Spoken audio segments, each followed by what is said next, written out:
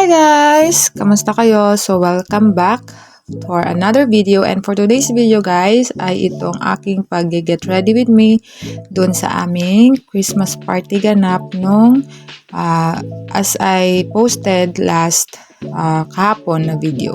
So ito yung get ready with me ko. So ayan, sinuot ko na muna yung aking outfit. So shimmering tayo for today's video guys. So ayan, at saka may legging siya sa inner. So ganyan ang itsura niya. Jumper siya guys. Ayan. So ito ang ating buhok. So ayusin na natin yan. Charan! That's it! So yan yung buhok ko para sa party. So naka-braid ang sides and then tinali ko lang din siya.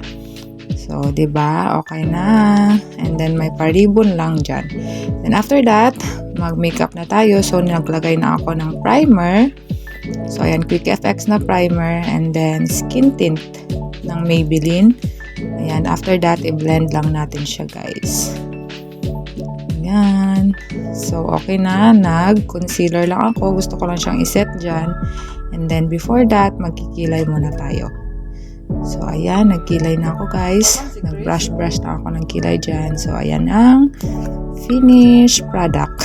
Then, after that, ayan, mag-eyebrow, brow gel. Pero, yung colored, parang mascara.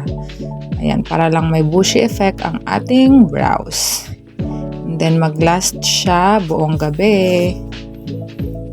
So, ayan. Galing pa yan sa Pilipinas, guys. Yung mga makeup ko, says Lady. So, ayan.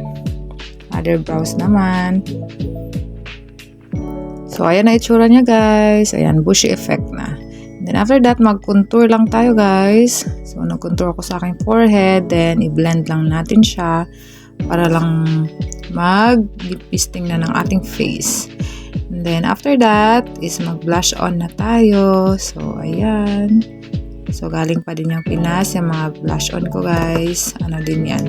O2O naman to na product. And then, i-blend lang natin. Then, after ng blush is nag-eyeshadow lang ako. So, ayan. May ginawa na akong transition shade, yung parang brown. And then, naglagay lang ako ng shimmer. Hindi lang masyadong kita guys, pero ayan. Then after that, mag-set na tayo ng ating buong face ng powder. Kasi oily face ako guys, so dapat walang oil up ngayong gabi. Then after that, nag-curl lang ako ng lashes and maglagay ng mascara. So ayan.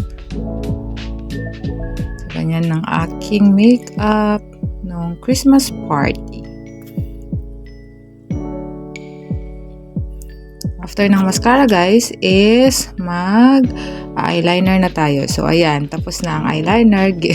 Ginawa ko na siya off cam. Then, powder blush. Ayan, para lang mag-set ang ating liquid blush na ginamit kanina. Then, para din mag-last ang ating blush on. Kasi pag nag-oil up tayo guys, nawawala na yung cream blush. So, dapat meron pa rin powder blush. Then after that, mag-lip liner tayo guys. So ayan, para lang maganda tingnan ang ating lips at saka parang makapal tingnan. So simula nung na-discover kong mag-lip liner guys, ayan, hindi ko na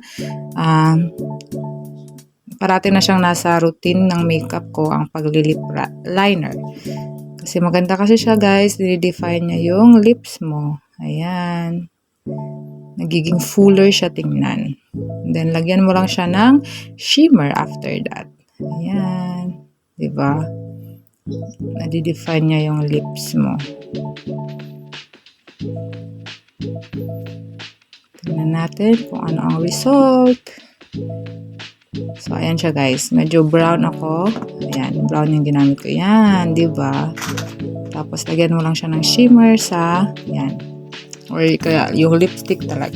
So, yung Maybelline ang nilagay ko dyan, yung Super Stay ng Maybelline. Para magstay talaga siya overnight. Ayan. So, ayan ang ating look guys. For today's video. Then, ganyan lang kasimple ang ating makeup. para lang maging presentable tayo guys. Kasi marami ang mga pupunta doon. And ito kasi yung pang-welcome din nila sa amin guys na mga bagong nurses dito sa GRH. So after that is lang tayo. Makeup spray. Ayan. Para mag-last talaga ng buong gabi ang ating makeup. So, ayun lang guys ang ating look for today's video and ang look ko sa aming Christmas party. Thank you guys for watching. See you on my next one. Bye-bye. God bless.